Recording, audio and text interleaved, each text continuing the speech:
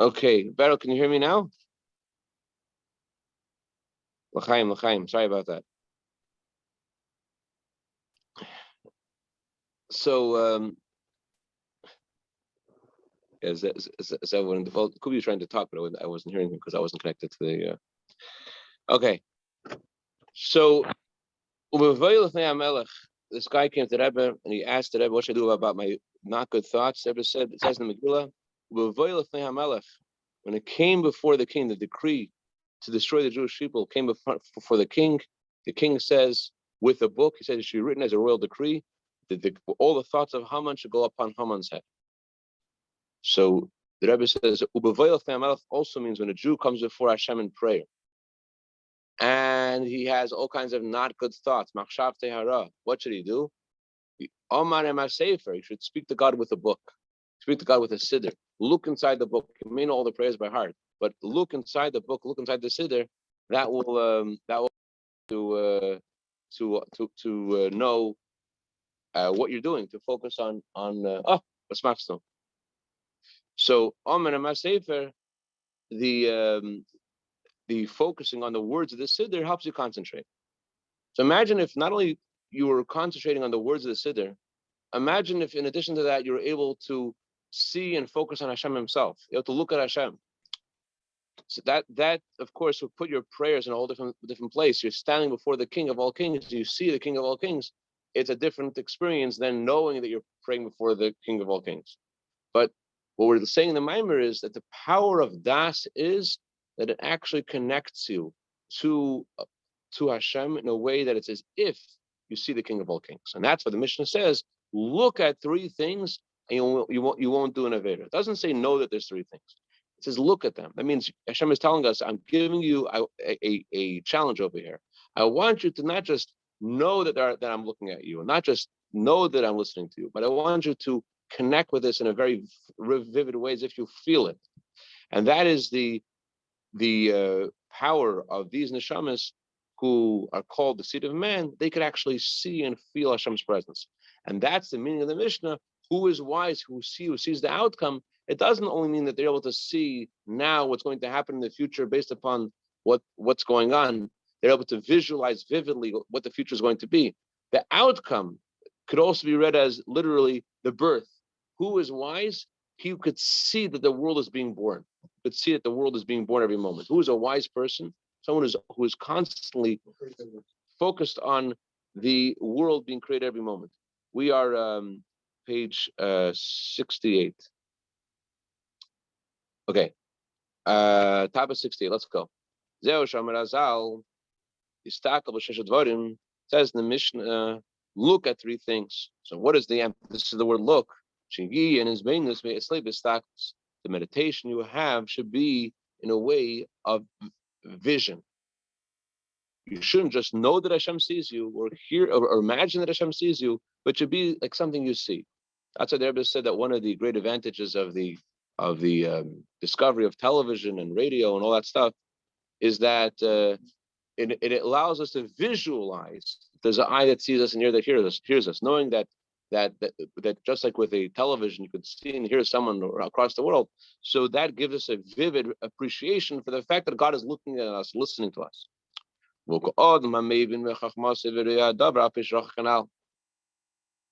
This is like a person who can understand and see right now something which is at a distance. It's maybe at a great distance, but he can actually visualize it right now and act with what's happening miles away or days away. Is able to act with it right now. And that's what the Mishnah means when it says, who is wise? He who sees that which is being born, as we said before. What that means is he sees that the world is being born every moment. God's constantly creating the world. He sees that. But there's another soul power called Shmiya, which means to listen. Listening is parallel to our power of Bina. Just like when you hear something from someone who you trust, you believe it and you trust it, but it's not like something you saw with your own eyes.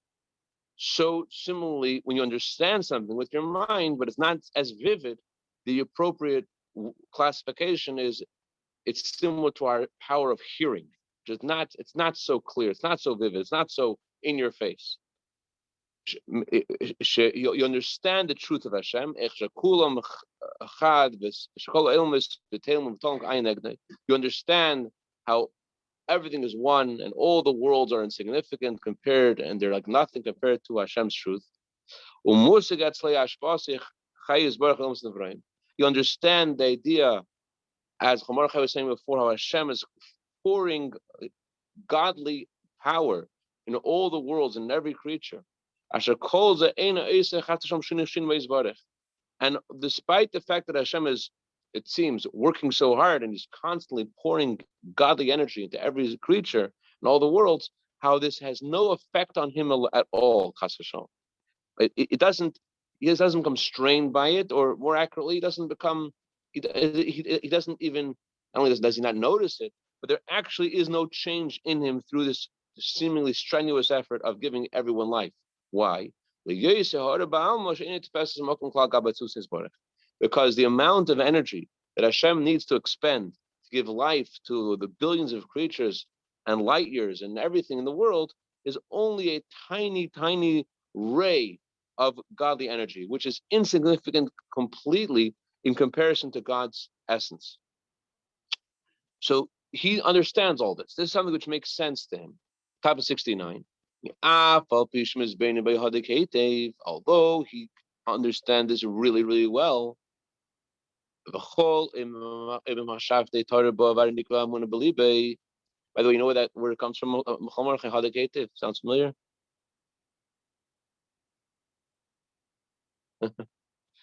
Hadakativ is in the words of the Ketores. It says you're supposed to grind the Ketores thin.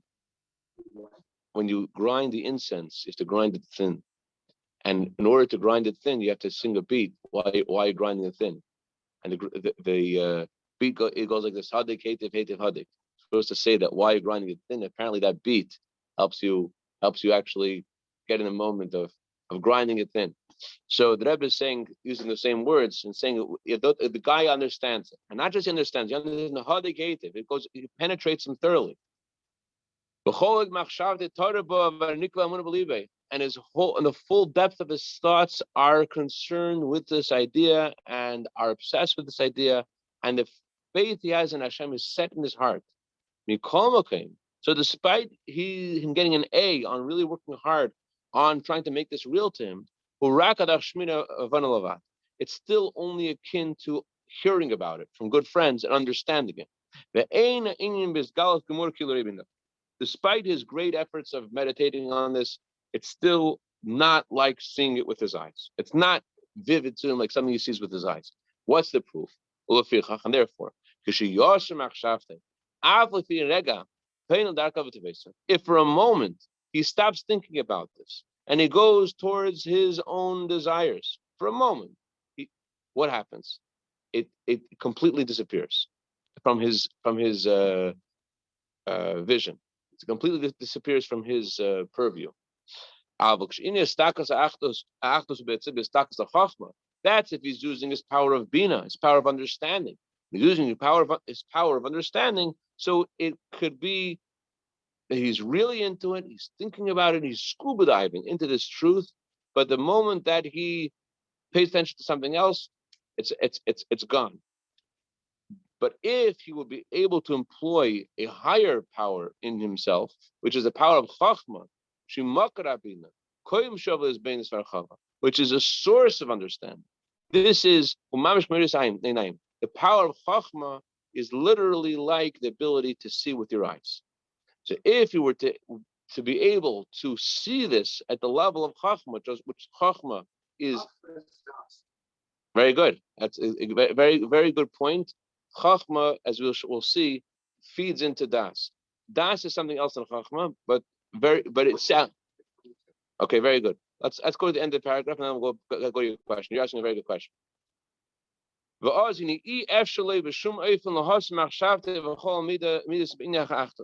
When he's seeing it with his eyes, it's impossible for him to remove his thoughts from it.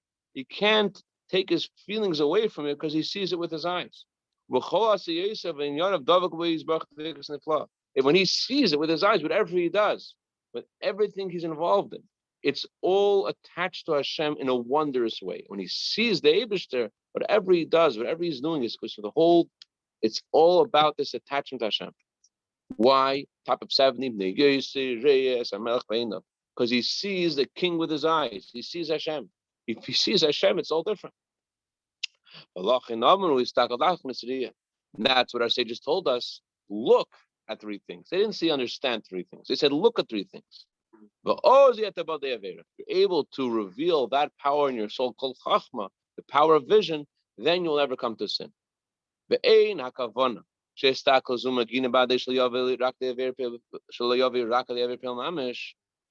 This vision of Hashem, of seeing the king with your eyes, doesn't just stop you from actually doing the wrong thing.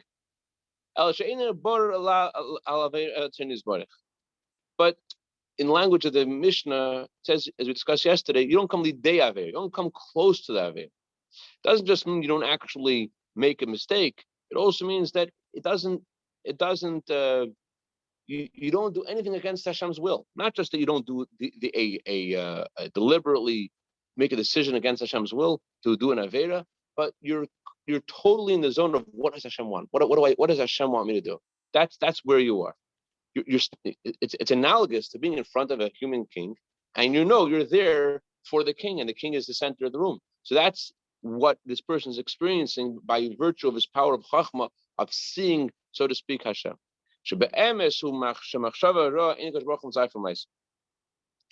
Okay, it seems a parenthetical point, but it's in Chassidus nothing which is parenthetical. In fact, it's the opposite. Sometimes the parenthetical points are the point. I was going to go and discuss a teaching of our sages. Our sages taught that a good thought, God connects to an action, right? A good thought, Hashem connects to an action. What does that mean? A good thought, Hashem connects to an action. So there are different translations of that statement. The reason we're going to discuss this is because we're saying that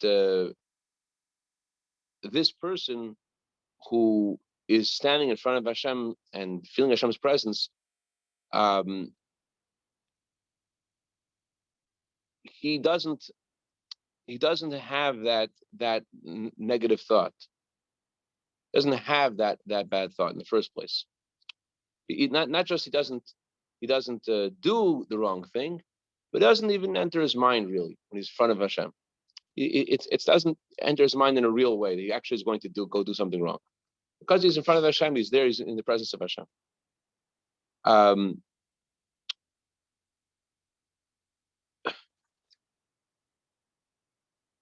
And more, as we're going to discuss in the next chapter, not just it doesn't, any negative trace that happens to a person because of a bad thought, Chas v'shalom, you have the wrong thoughts, so it leaves an impression on your neshama, Chas v'shalom.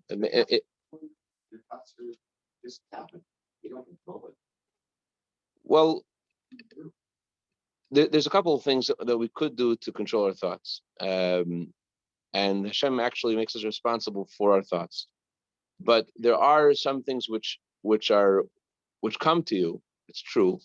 But it says in Tanya that the moment you realize that something is not what you're supposed to be thinking about, you're able to push it away with both hands. Easier said than that. True. But it's definitely something which is in our jurisdiction. We could decide whether we're going to continue thinking about something or not. We are always thinking. We can't decide to stop thinking. But what we think about is completely in our decision. We could decide to continue thinking about something or not.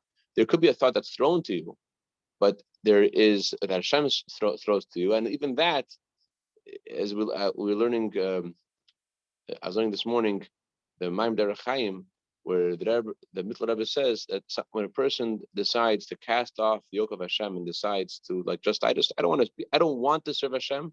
I don't even want to serve Hashem. So that decision sort of like sells his soul to the devil, in the sense that he now has all kinds of thoughts that come to him naturally because of his subconsciously he has now placed himself in a different realm. I don't want to be a servant of Hashem. So that causes all kinds of things to enter his mind. But even that person who is in that state always has the full volition to decide whether or not he's going to continue along those thoughts or not.